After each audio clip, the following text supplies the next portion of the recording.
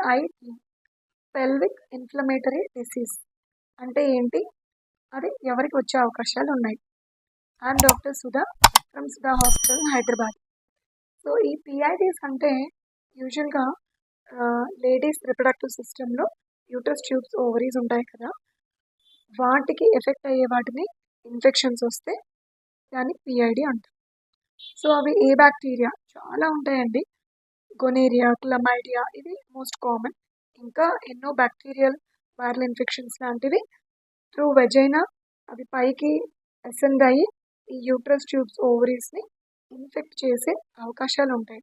కానీ మన immune system స్ట్రాంగ్గా ఉంటే అవి తొందరగా క్లియర్ అయిపోతాయి. కొన్ని తక్కువ ఇమ్యూనిటీ ఉన్న వాళ్ళలో ఏంటంటే ఇది స్ప్రెడ్ అవ్వడం కూడా జరగచ్చు. సో ఇది ఎవరికి వచ్చే ఛాన్సెస్ ఉంటాయి అంటే యంగ్ ఏజ్, టీనేజర్స్ వీళ్ళు మల్టిపుల్ సెక్షువల్ పార్ట్నర్స్ కానీ ఎర్లీ ఏజ్లో సెక్షువల్లీ ఎంగేజ్ అయితే కానీ ఈ ఇన్ఫెక్షన్స్ అటాక్ అయ్యే ఛాన్సెస్ ఉంటాయి.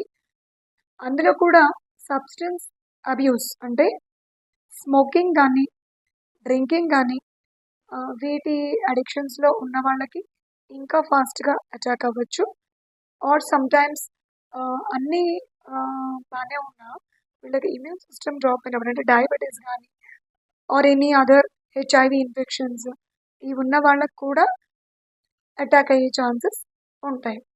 మన నెక్స్ట్ వీడియోలో ఇవి అటాక్ అయినప్పుడు ఎలా తెలుస్తుంది, ఏ సిమ్టమ్స్ ఉంటాయి, వాటికి ట్రీట్మెంట్స్ ఎలా ఉంటాయో తెలుసుకుందాం. Thank you.